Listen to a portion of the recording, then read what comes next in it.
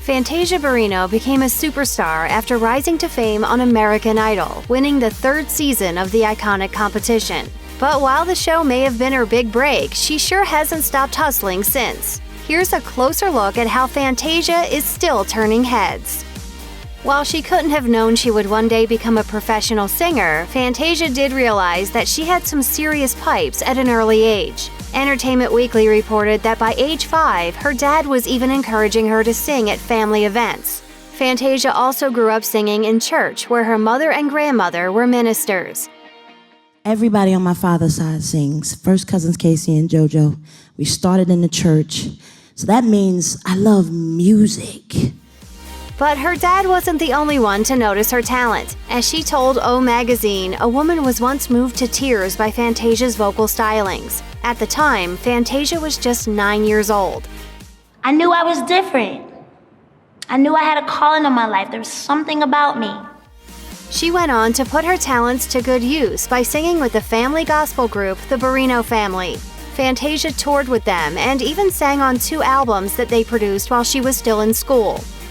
Fantasia's childhood wasn't an easy one. Although she saw early success in her career, touring with the Barrino family meant that she missed a lot of school, subsequently falling behind in her studies. Fantasia told O Magazine, "I had low self-esteem. I seemed so different from other kids. I grew up in church and felt a connection with God, and a lot of kids my age really didn't understand that."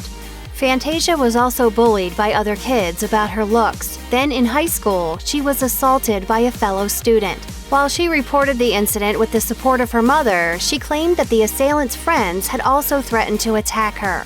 The harassment soon grew to be too much, and Fantasia dropped out of school at 14.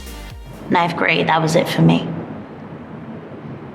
I said, that's it, I'm out. Things only grew more difficult for Fantasia after she walked away from her education. A boyfriend moved in with her but didn't treat her well. Then, at the age of 17, she got pregnant. She told O, "That's when everybody seemed to give up on me. I was the girl who could sing and was supposed to grow up and do something with my life. But people were like, she ain't going nowhere now. I'd lost myself."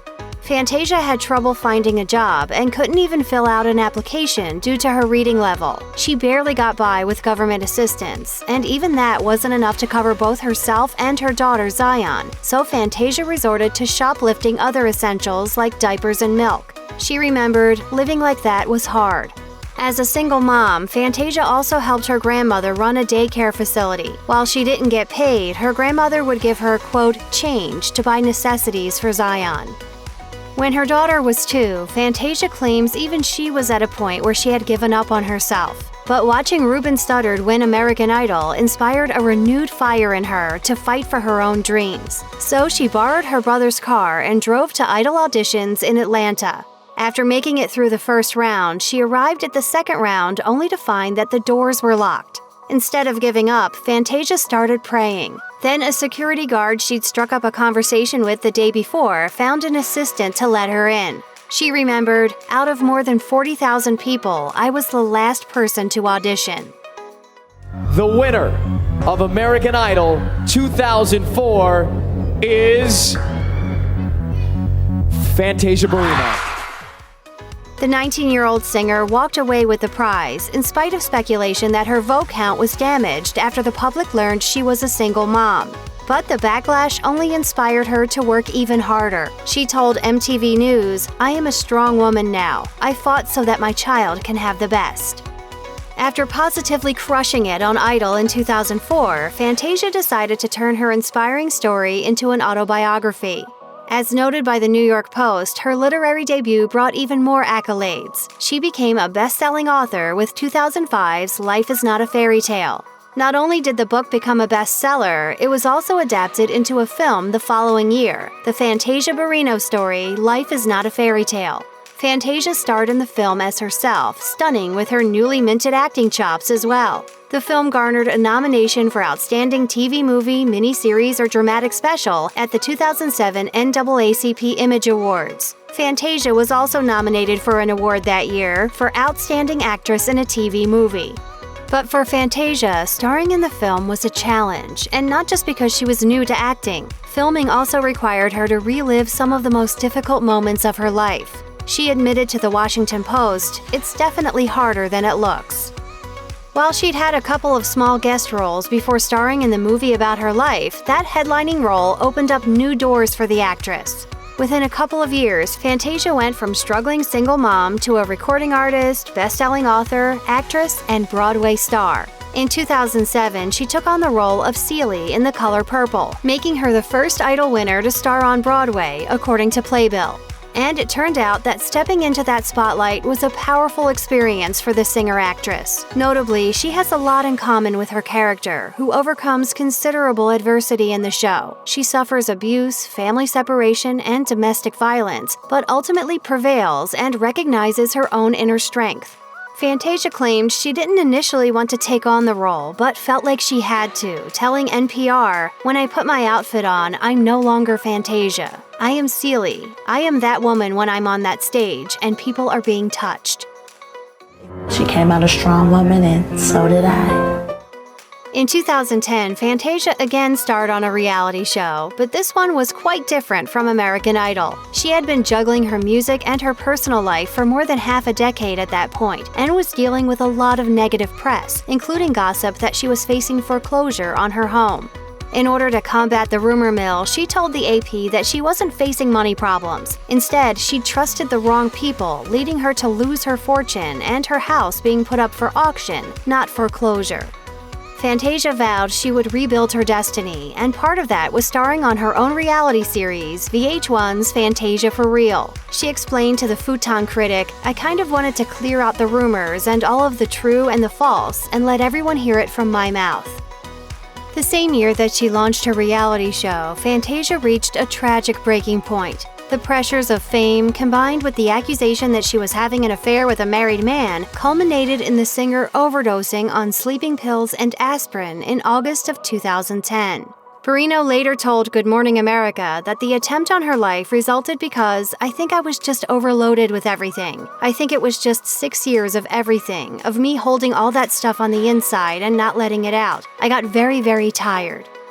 So there were a lot of things that people had already set up to try to not let me in certain doors.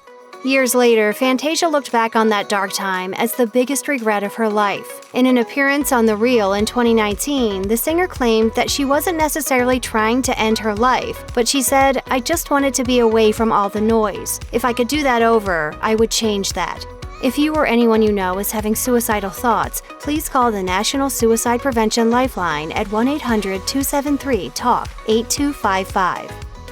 After struggling through what was possibly the darkest time of her life, Fantasia emerged more determined than ever to find happiness again. And one of the ways she did this was by making a commitment to herself. And she even put a ring on it. During an appearance on Harry Connick Jr.'s talk show in 2017, Fantasia claimed she decided to marry herself for a very important reason, sharing, "I felt like before true love could come, I needed to learn how to love myself again. And so for me, I just forgot about myself." I always go to church and I always give God praise, because if it had not been for the Lord on my side, I wouldn't be sitting right here right now.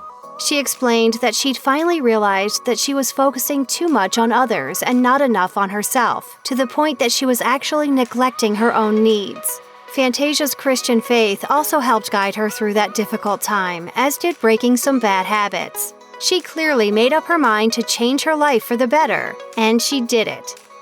In 2015, Fantasia got married again, this time legally and to another person. And while she was thrilled to tie the knot, the public wasn't too impressed, especially after she made public comments about their relationship. Fantasia married Kendall Taylor after knowing him for just 3 weeks. She was impressed by how the former felon turned his life around and started his own business. But that wasn't what had people up in arms. When she stopped by the Breakfast Club, Fantasia shared her belief that women should submit to their husbands, urging other ladies to, quote, "let your man lead the way." While she said that men and women can be equal, she believes the man should be the king and the woman should be the queen in a hetero relationship. Love is everybody wants it, but it's work. You have to work at it. Of course, Fantasia's comments were met with heavy backlash, which she and her husband later addressed on Instagram. In the video, Taylor described her yielding to her husband as a beautiful song and dance between two lovers, a gift. In spite of the fame and fortune that have come her way over the years, Fantasia has refused to lose sight of who she is. Instead, she has remained true to the promise that she made right after winning Idol. She had once shared with MTV News, "I'm still not going to change. All I have now is a story to tell, which I will through my music." Fantasia also remains grateful for what she has. In an interview on The Tammy Mac Show in 2019, the singer said that she's still living her life as down-to-earth as possible, revealing, I'm regular. I don't like the whole celebrity thing. While some stars might have people to drive them around, do their grocery shopping, and cook for them, Fantasia does all of those things for herself. She added, "I'm from North Carolina. My grandma and my mama taught me how to cook." In 2019, Fantasia announced that she was forging a new career as an independent artist and parting ways with major labels. As noted by the Chicago Tribune, she spent years with RCA Records, but decided to go indie with her album Sketchbook. People haven't seen this Fantasia in a while. But going independent wasn't just a way for the artist to assert control over her music. It was something she said that she'd always wanted to do. The album was released on her own label, Rock Soul, with Fantasia claiming that she was, quote, starting over from scratch. The transition came after years of going head-to-head with record execs. She told the Houston Chronicle, "It was a fight when I was with a label. You can't really do things the way you want to do them. You have to bow down to everybody else's vision. You should be able to do what you want." I'm a soul singer, and that means I sing what I feel. 2019's Sketchbook truly provided Fantasia a chance to shine as the album bounced from genre to genre, showing off the singer's dynamic range. As she told People magazine, "I don't want people to stick me in a box." In 2019, Fantasia announced that she was stepping away from constant touring. While she said she would still continue to make new music, she was tired of her career keeping her away from home and her loved ones. In an appearance on The Real, she revealed, "I don't want to miss anything. When you're on tour, it's too much."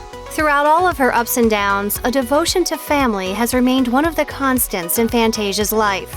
On the Yes Girl podcast, she revealed that she's even a volunteer at her son's school. She said, "I don't want my kids to ever grow up and be like, my mama was never there for this."